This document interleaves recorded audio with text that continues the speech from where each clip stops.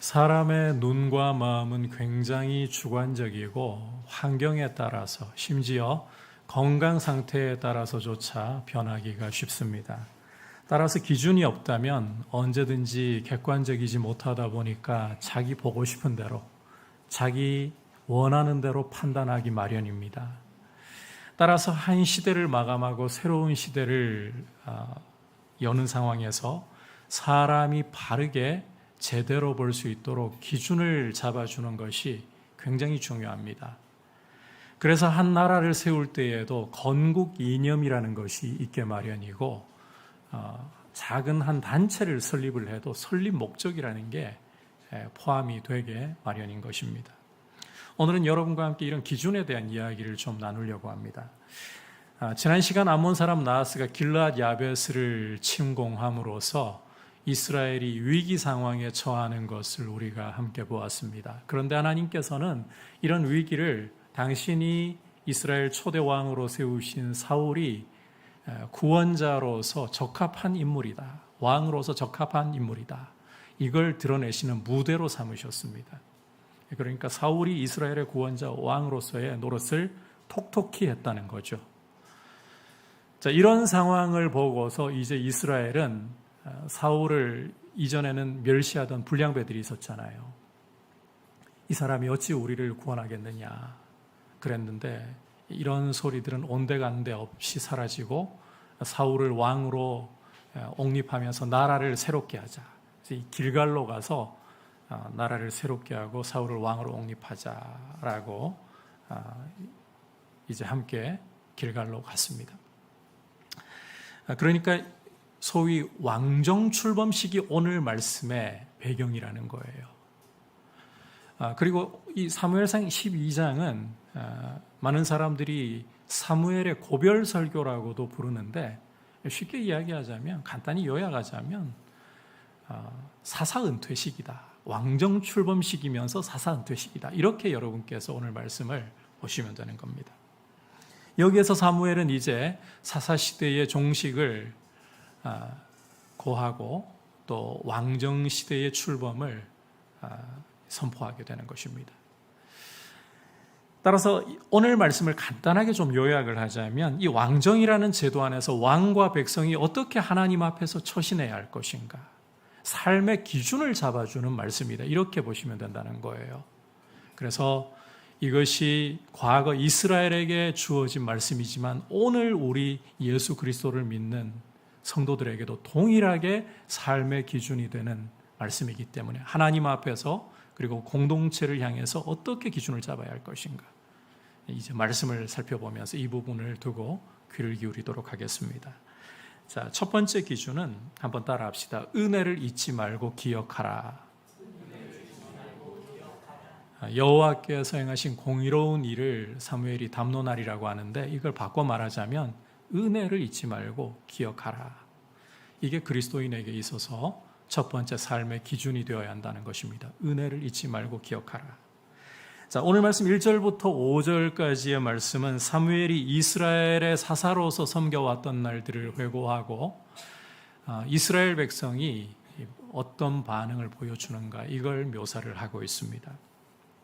사무엘은 자신이 사사로 다스리는 동안에 남의 것을 빼앗거나 속이거나 압제하거나 뇌물을 받은 일이 전혀 없었다라고 자신의 삶을 회고하면서 만약 나에게 그런 일이 있었더라면 내가 너희에게 갚아주리라 선언을 하고 있습니다.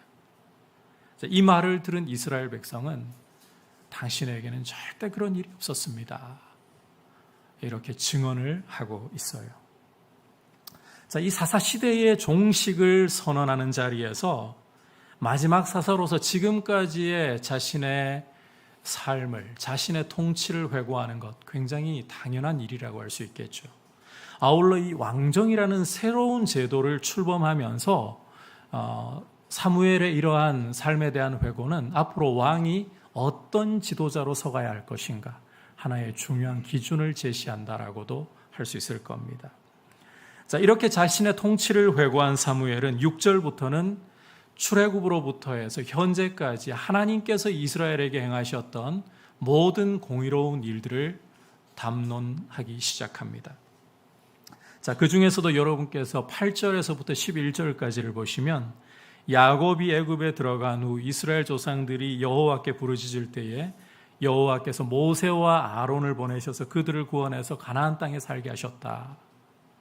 그러나 이스라엘이 여호와를 잊고 범죄를 하자 여호와께서 시스라와 블레셋과 모압 사람들에게 넘기셨지만 이스라엘이 여호와께 부르짖을 때에 여호와께서 기드온과 바락과 입다와 나 사무엘을 보내셔서 원수들의 손에서 너희를 건져주셨다.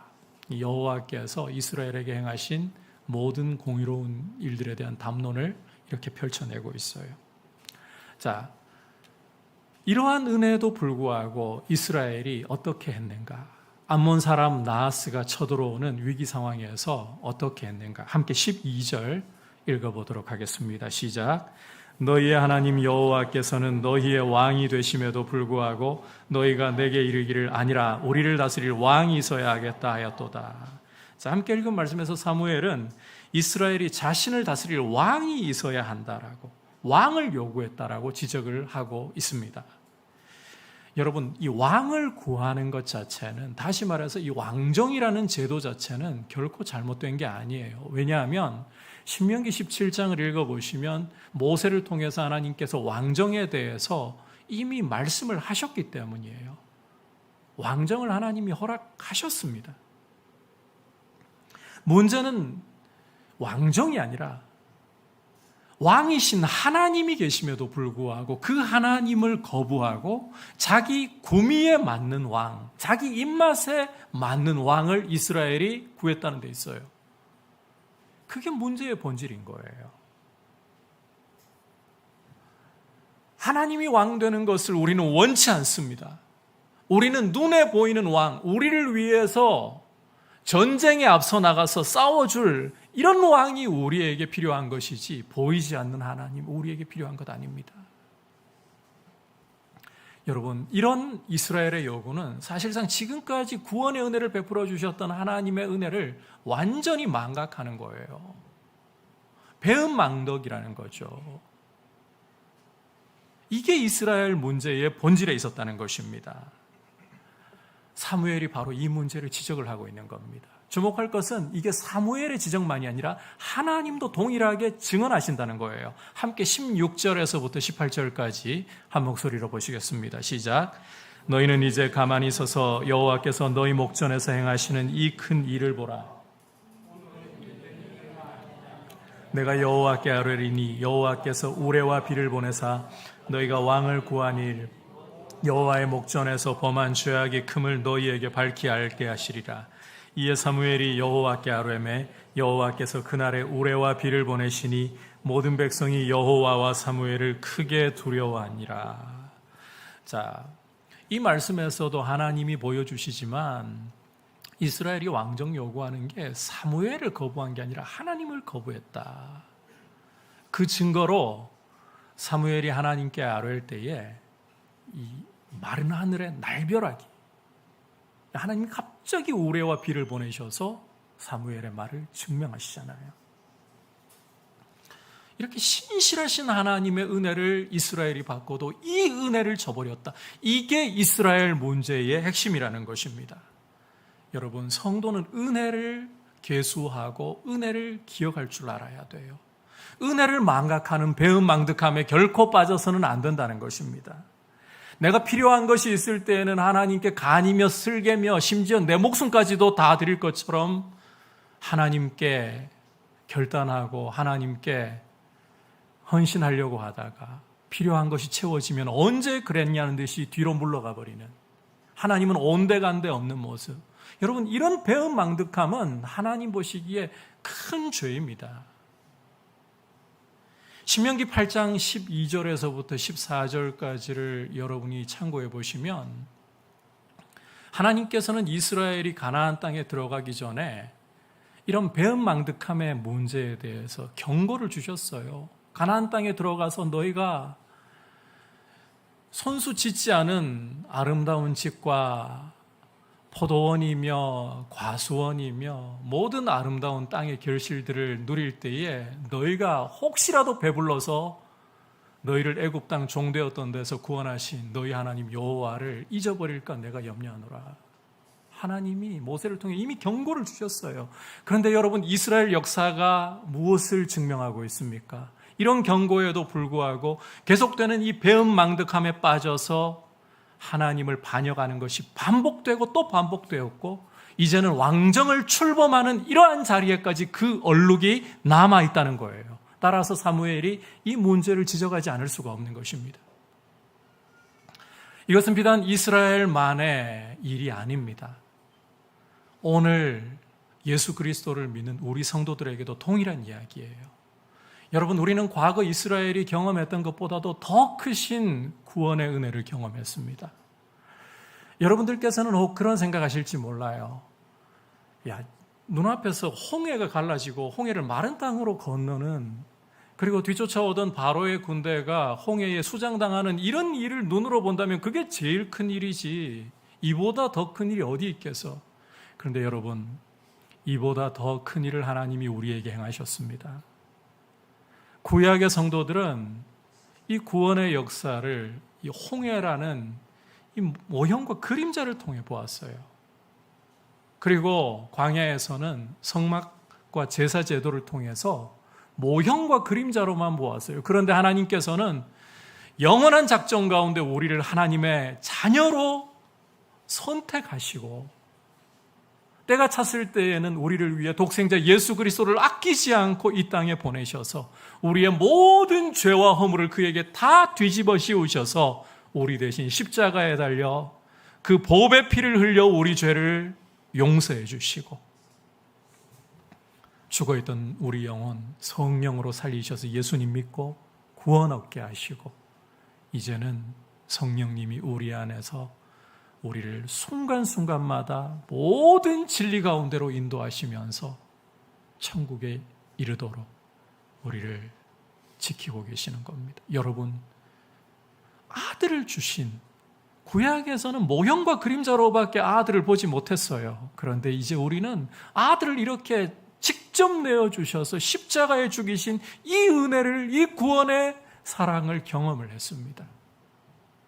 이 은혜를 받은 우리가 이 은혜를 잊어버려서야 되겠습니까? 여러분, 그리스도인에게 있어서 은혜를 계수할 줄 알고 은혜를 기억할 줄 아는 것은 너무너무 중요합니다. 하루하루 주님이 우리에게 베푸신 이 구원의 은혜를 묵상하고, 우리 주님이 우리를 사랑하시는 그 사랑의 높이와 깊이와 너비와 길이를 더욱 풍성하게 깨달아서 하나님의 모든 충만한 것으로 여러분에게 충만할 수 있기를 축복합니다. 여러분, 삶의 첫 번째 기준은 하나님의 은혜를 망각하지 말라. 자, 이제 사무엘을 통해 보여주는 두 번째 우리 그리스도인들의 삶의 기준은 따라합시다. 마음을 다해 하나님만을 섬기라. 마음 다해 하나님만을 섬겨야 한다는 거예요. 13절에서부터 15절까지 한 목소리로 보도록 하겠습니다. 시작. 이제 너희가 구한 왕, 너희가 택한 왕을 보라. 여호와께서 너희 위에 왕을 세우셨느니라. 너희가 만일 여호와를 경외하여 그를 섬기며 그의 목소리를 듣고 여호와의 명령을 거역하지 아니하며 또 너희와 너희를 다스리는 왕이 너희의 하나님 여호와를 따르면 좋겠지만은, 너희가 만일 여호와의 목소리를 듣지 아니하고 여호와의 명령을 거역하면 여호와의 손이 너희의 조상들을 치신 것 같이 너희를 치실 것이라. 자, 앞서 사무엘은 이스라엘이 왕을 구한 것이 하나님 목전에 큰 죄를 범한 것이다, 이렇게 지적을 했고, 하나님께서도 이 마른 하늘의 날벼락과 비를 통해서 그 말에 대해서 증명을 해 주신 것 우리가 보았습니다. 자, 그런데 함께 읽은 말씀에서 우리가 확인할 수 있는 사실은, 비록 왕을 구한 것이 분명히 하나님을 반역하는 큰 죄라고 하셨음에도 불구하고 이 왕을 주신 분도 하나님이시라는 사실이에요. 왕 구한 게 분명히 큰 죄라고 말씀하셨는데 왕을 허락하시는 분이 하나님이시다. 자, 왜 그런가 하면 거듭해서 말씀드리지만 왕정 자체가 문제가 아니라 하나님을 왕으로 모시기를 거부한 게 문제였기 때문일 뿐입니다. 자, 그래서 이 말씀을 통해 지금 하나님이 보여주시려고 하는 중요한 핵심은요, 과거가 아니라 지금부터라는 거예요. 지금부터. 지금부터라도 여호와를 경외하고 그를 섬기고, 지금부터라도 그 목소리를 듣고, 지금부터라도 여호와의 명령을 거역하지 않는 것이 너무나도 중요하다는 것입니다. 여러분, 여기에서는 새롭게 세워진 이스라엘의 왕도 예외일 수가 없어요. 따라서 지금부터라도 이스라엘 온 백성과 왕이 모세를 통해서 주신 여호와의 말씀을 청종하는 모습, 여호와를 경외하는 모습, 이게 하나님이 너무너무 이스라엘에게 바라시는 모습이라는 것입니다. 만약 이 하나님의 뜻을 저버릴 경우에는 하나님께서 너희 조상들을 치셨던 것처럼 너희를 치실 것이라. 거기에는 왕좌도 결코 안전이 되지 못한다. 보호가 되지 못한다. 왕도 하나님 치신다는 겁니다. 여러분, 이 사무엘의 경고를 통해서 거듭 우리가 강조하면서 거듭 주목해야 할 사실은 하나님은 과거가 아니라 지금부터 살아갈 앞으로의 삶을 중요하게 보신다는 것입니다. 여러분, 성경이 우리에게 경고를 주는 것은, 이걸 바꿔 말하자면 하나님이 우리에게 경고를 주는 것이잖아요. 이것은 우리가 두려움에 빠져서 계속 그 고통 속에 살라, 이런 뜻이 결코 아니에요. 성경의 경고는 우리가 헛된 길로 가지 말라는 것이지, 결코 두려움으로 떨고 움츠러 있으면서 이도 저도 못하는 모습으로 살라는 게 아니라는 거예요. 여러분, 하나님이 정말 우리에게 원하시는 것은 바로 우리의 현재가 쌓여서 살아갈 앞으로의 날입니다. 하나님은 우리가 현재 이후로 하나님을 경외하면서 살아가는 것을 너무나도 원하고 계시는 거예요. 십자가의 아들까지 내어주시면서 죄에서 건져내신 당신의 백성이 과거에 매이거나 미래의 염려에 묶여서 이러지도 저러지도 못하는 게 아니라 지금부터 하나님을 경외하면서 가치 있는 삶을 사는 것, 이게 하나님이 우리에게 원하시는 바입니다. 여러분, 우리는 종종 과거에 묶여가지고 과거의 고통 속에서 현재를 날려버릴 때가 너무 많습니다. 내가 그때 왜 그런 죄를 지어가지고 지금 이 모양일까? 주님 앞에 가지고 나아가서 회개했음에도 불구하고 이 과거가 떠오르면 또다시 과연 하나님이 이런 나를 받아주셨을까? 나를 용서해 주셨을까? 이 염려에 빠져가지고 과거에서 호적거리면서 그때 왜 내가 그런 짓을 저질렀을까? 과거의 후회 속에서 현재를 자꾸만 날려버리고 있어요. 혹은 반대로 아직 다가오지도 않은 미래의 염려들을 앞당겨가지고 그 불안 속에 떨면서 지금이라는 순간을 통째로 날려먹고 있는 경우는 너무너무 많아요. 그런데 하나님께서는 지금, 오늘이라는 순간을 우리가 어떻게 살아가느냐, 여기에 주목하고 계시고 여기에 관심을 기울이고 계시는 분입니다. 자, 이 사실을 너무나도 잘 보여주는 말씀이 에스겔 18장 21절부터 23절까지의 말씀이에요. 말씀을 함께 읽어보도록 하겠습니다. 시작. 그러나 악인이 만일 그가 행한 모든 죄에서 돌이켜 떠나 내 모든 율례를 지키고 정의와 공의를 행하면 반드시 살고 죽지 아니할 것이라. 그 범죄한 것이 하나도 기억함이 되지 아니하리니 그가 행한 공의로 살리라. 주 여호와의 말씀이니라. 내가 어찌 악인이 죽는 것을 조금인들 기뻐하랴. 그가 돌이켜 그 길에서 떠나 사는 것을 어찌 기뻐하지 아니하겠느냐. 여러분, 하나님이 에스겔을 통해서 주시는 말씀을 보십시오. 이 말씀 간단하게 요약하자면 악인이 그 악에서 돌이켜서 지금부터라도 하나님의 길을 따라 걸을 때에 하나님께서 그를 기뻐하신다, 의인으로 보신다, 이 말씀 아닙니까? 이게 증명해 주는 게 뭐겠어요? 지금부터의 삶을 너희가 어떻게 살아가는지 내가 여기에 관심을 가지고 이것을 내가 주목해서 보고 있다는 거죠. 이게 에스겔만의 이야기가 아니라 오늘 사무엘을 통해서도 하나님 보여주고 계시잖아요. 여러분, 하나님께서 우레와 비를 통해서 이스라엘이 하나님을 왕으로서 모시기를 거부했던 이것이 반역이라는 것을, 큰 죄라는 것을 보여주셨지만 19절 보시면 이스라엘이 벌벌 떨면서 두려움에 사로잡혀서 자신들의 죄를 하나님 앞에 인정하고 하나님 은혜를 구할 때 사무엘이 뭐라고 하는가를 보십시오. 20절부터 22절까지 말씀입니다. 함께 읽어보겠습니다. 시작. 사무엘이 백성에게 이르되 두려워하지 말라. 너희가 과연 이 모든 악을 행하였으나 여호와를 따르는 데에서 돌아서지 말고 오직 너희의 마음을 다하여 여호와를 섬기라. 돌아서서 유익하게도 못하며 구원하지도 못하는 헛된 것을 따르지 말라. 그들은 헛되니라. 여호와께서는 너희를 자기 백성으로 삼으신 것을 기뻐하셨으므로 여호와께서는 그의 크신 이름을 위해서라도 자기 백성을 버리지 아니하실 것이요. 여러분, 이 말씀, 함께 읽은 이 말씀의 어조를 한번 생각을 해보시면 앞서 이스라엘의 죄를 책망하는 때의 담론과는 완전히 다르죠. 그때는 굉장히 엄중한 목소리로 사무엘이 이스라엘을 책망했습니다. 하나님이 이렇게 출애굽부터 현재까지 신실하게 너희를 돌보시고 큰 구원의 은혜를 베푸셨는데 너희는 나하스라는 암몬 사람이 쳐들어온다고 하나님 버리고 왕을 구하다니 이것은 큰 죄이다. 이렇게 아주 강경하고 엄중한 어조로서 경고를 했었습니다. 그런데 지금 사무엘의 어조는 굉장히 부드러워져 있어요. 두려워하지 말라고 백성들을 위로하면서 마음을 다하여 여호와를 섬기고 헛된 것을 따르지 말라고 권고하고 있고, 여호와께서는 너희를 자기 백성 삼으신 것을 기뻐하셨으므로 그 크신 이름을 위해서라도 너희를 결코 버리지 않으시리라. 이렇게 위로까지, 용기를 주면서 위로까지 하고 있어요.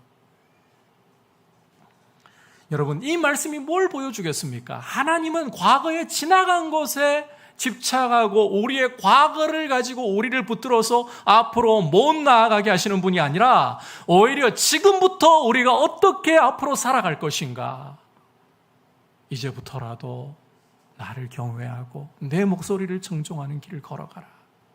이걸 너무너무 원하고 계신다는 거예요.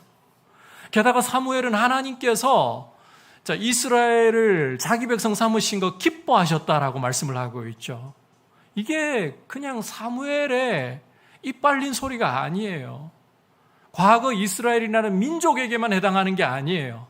여러분, 하나님께서도 우리를 자기 백성 삼으신 거 기뻐하시는 분이십니다. 로마서 5장 8절을 보시면 우리가 아직 죄인 되었을 때에 그리스도께서 우리를 위하여 죽으심으로 하나님께서 우리에게 대한 자기의 사랑을 확증하셨다라고 말씀을 하고 있어요. 자기 아들을 우리 대신 십자가에 내어주실 정도로 우리를 하나님 백성 삼으신 것을 하나님은 기뻐하시는 분입니다. 영원한 작정 가운데 이 일을 계획하시고 이루셨기 때문에 하나님의 이 작정, 우리를 당신 백성 삼으시려는 이 작정은 결단코 후회하심이 없습니다. 때로 우리는 하나님 앞에 거룩하게 살겠다고, 하나님을 기쁘시게 하면서 살겠다라고 결단하고 기도하고 돌아서서 채 5분도 안 돼서 우리가 염려하던 일들이 마음에 밀려오고 또다시 우리가 빠져있던 여러 가지 우리의 좋아하던 것들에 마음이 끌려갈 때 이런 나를 하나님이 기뻐하실 수 있을까? 내가 봐도 한심한 내 모습인데, 이런 생각을 참 많이 하곤 합니다. 그런데 여러분, 하나님은 우리 이런 모습까지도 알고 계시고 에베소서 1장에서 분명히 보여주고 제가 여러분에게도 오늘 계속 강조하고 있잖아요. 하나님은 영원한 작정 가운데 우리를 당신의 자녀들로 선택하신 거예요. 이런 줄 알고 계십니다. 그럼에도 불구하고 우리를 아들을 대신 십자가에 내어주셔서 구원하셨고 우리를 자기 백성 삼으신 것을 기뻐하십니다. 그러므로 중요한 것은 어제가 아니에요. 마귀가 어제의 일들을 가지고서, 어제의 죄악을 가지고서 여러분의 발목을 잡고 하나님은 이런 죄 용서하실 수 있을까? 내가 충분히 가슴 절절히 회개하지도 않은 것 같은데 이런 죄가 또 내 마음에 솟구쳐 올라오고 또 반복해서 죄를 짓는데 이런 내 모습을 하나님이 풀어주실 수 있을까? 마귀가 계속해서 이렇게 우리를 죄 가운데 사로잡혀 있게 만들려고 합니다. 그러나 여러분, 예수 그리스도의 보혈은 우리의 모든 죄와 허물을 씻었습니다. 그 피 앞에 씻지 못할 죄가 없습니다. 씻지 못할 여러분의 과거가 없습니다. 하나님께서는 우리가 넘어질 때에, 우리가 실패하고 죄를 지을 때에 그 과거에 묶여있는 것이 아니라 그 과거를 가지고 주님 앞에 나아가 아뢰고 이제는 십자가 붙들고 일어나서 순종으로 한 걸음 한 걸음 앞으로 나아가기를 원하고 계십니다.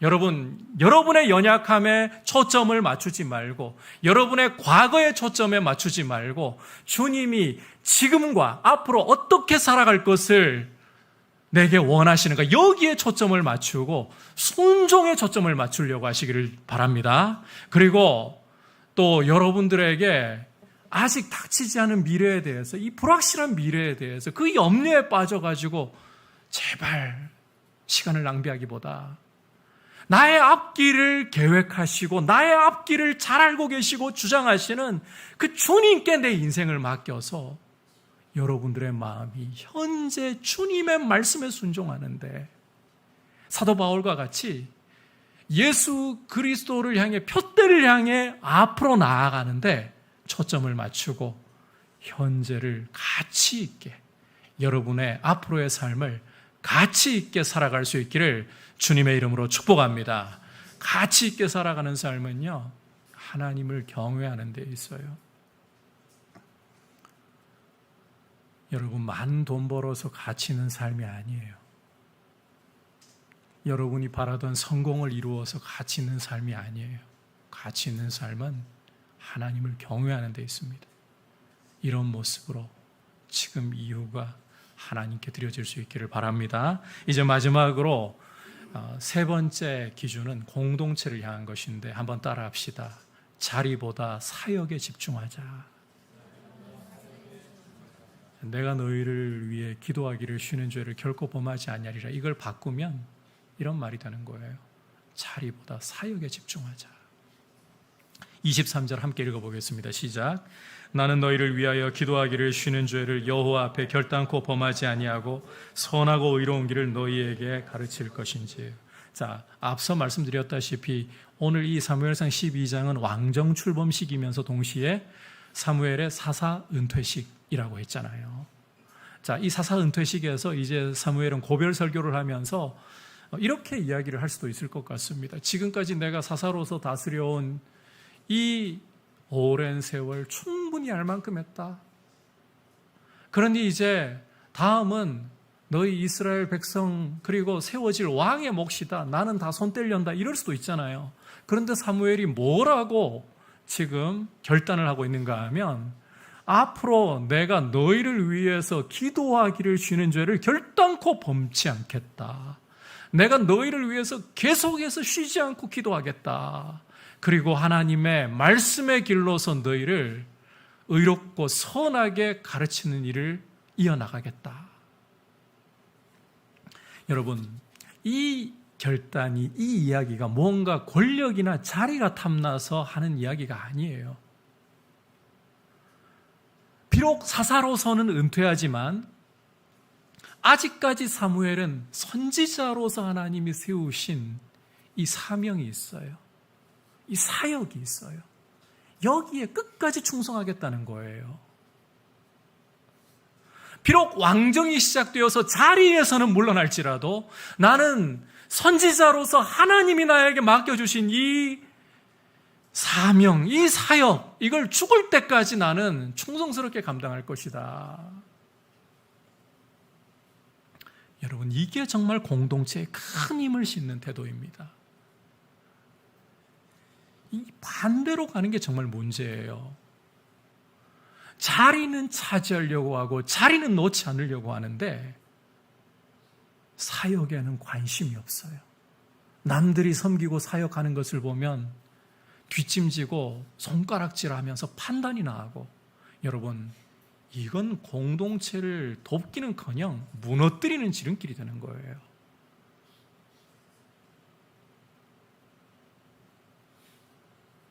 저는 우리 한국교회가 참 우리 목회자들부터가 결정을 잘 내렸으면 좋겠다 싶습니다. 이제 총회가 곧 다가오고 있는데 우리 합동총회가 다른 교단은 잘 모르겠지만 목회자 정년을 75세까지 늘리려고 하다가 반대로 73세, 그런데 이 부분도 부결되었잖아요. 언제까지 부결될 수 있을지 의문이긴 합니다. 곧 뚫려서 정년이 연장되지 않을까. 여러분, 70에 은퇴를 해도 요즘에 꽤 많은 나이에 은퇴를 하는 거, 제가 이 젊은 목회자가 되나서 이런 이야기를 하는 게 글쎄요, 너무 경솔한 이야기인지는 모르겠지만 70에 은퇴를 하는 것도 제가 볼 때에는 많아요. 요즘 공무원들, 교사들 할 수 있을 때까지 일을 하는 거잖아요. 정년이 얼마입니까?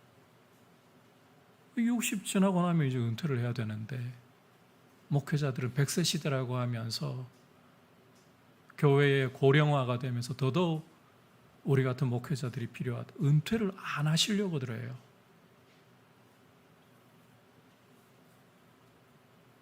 은퇴해도 여러분 사역은 끝나지 않아요.